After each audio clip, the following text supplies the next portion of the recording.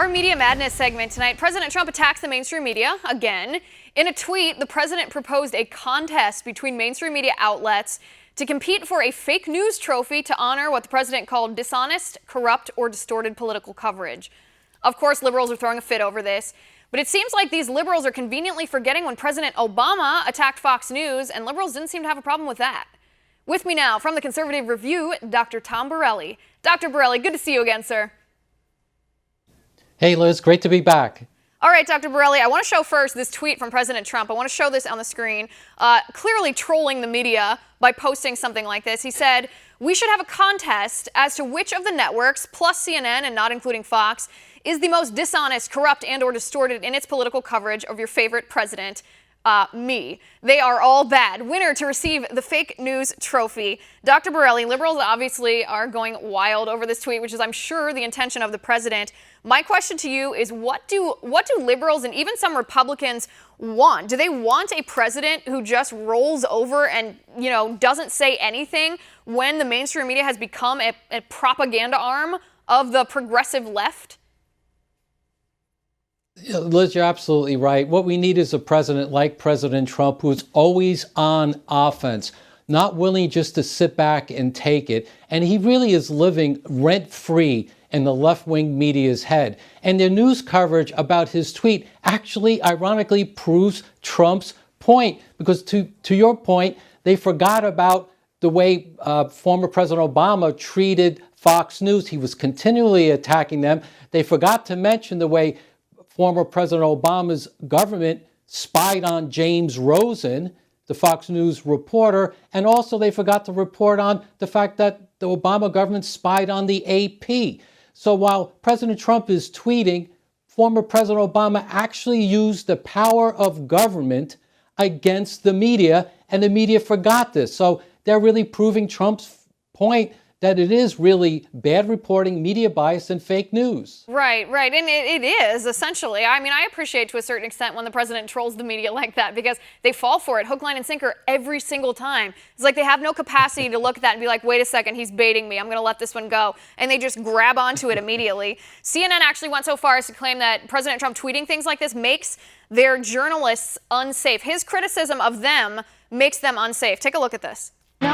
It's obviously disheartening because of the kind of work we do, but I do also think there is a significant elevation of the threat to journalists, particularly American journalists, when you have the President of the United States of America coming out and saying that it is essentially okay to disparage and mock journalists with an institution like CNN.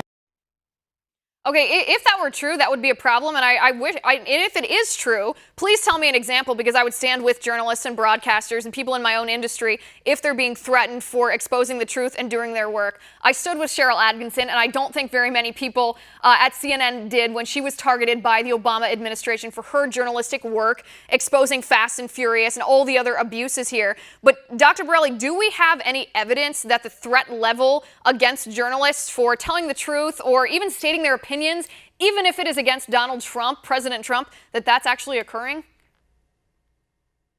The only threat is really President Trump's tweets, which is exposing their media bias and fake news. Look, it wasn't that long ago when President Trump was in Japan and CNN posted this video about him feeding the fish, dumping all the food in. Well, that was an edited tape. And the real tape showed that the Prime Minister of Japan did the same thing. But they just twisted the news. That's what they do. And what's really interesting about this, if you're being accused of not being accurate in reporting, you think you would double down on being accurate because you don't want to be caught with your hands in a cookie jar. But again, President Trump is living in their heads. They're falling over each other, trying to make Trump look bad. And in doing so, they're creating bad news. Right. Well, it's such an insult to viewers, too. I mean, just to go back to what you said about the feeding the fish tape, it's so insulting to think that viewers aren't going to fact check that at all, that we're not going to go and click to watch the entire context of the video, as if, even if it were the way that CNN portrayed it, which it wasn't, like it would make any difference. So this is CNN's Brian Stetler. He says He says if this were any leader talking about the tweet, if any president or any leader had tweeted what President Trump said, he would be just as shocked. He's basically claiming that this is nonpartisan. Take a listen. Once again, in one of these modes where he is assaulting the free press. And I think it's astonishing for any leader, any public official. Right now it's President Trump, but if this were any U.S. president, or frankly any head of state from another country, we would be equally shocked. And that goes, I think, back to your original point. I can recall many occasions, not one, not two, not several, many, many occasions where President Obama was very critical of all right-wing media outlets, any individual commentator who criticized him, anybody who claimed that Obamacare was bad for our country, that premiums were rising because of government interference, and he called that dangerous. I don't remember Brian Stelter ever coming out and calling President Obama's criticism of right-wing outlets dangerous. No, absolutely not. And on the other side, Mr. Stetler is he's gone the other way. Let's not forget he had Media Matters on his show, Media Fairness Show, whatever it's called, and to attack Sean Hannity of Fox News, because Media Matters wants to push Sean Hannity off of Fox News. So he's actually playing an advocate in his role. That's not a balanced network, and they're being exposed, and they don't know how to handle the criticism. And that's what's really ironic. And I hope there really is a show where there is a trophy given to the worst news network, and let the American people vote. That would be a riot. That would be hilarious. That would be a great Christmas present, a fake news trophy. Dr. Borelli, thanks for coming on the show. As always, it was great to talk to you. All right, guys, you have 1 minute to tweet me at Liz_Wheeler before we're back with Kevin O'Brien to talk about the videos tweeted by President Trump. The videos came from a far-right anti-Muslim group in the UK, and the media is focused on that, and perhaps rightfully so. But why is everybody ignoring the content of the videos themselves? Some interesting points in the videos we want to show you next. See you in a moment.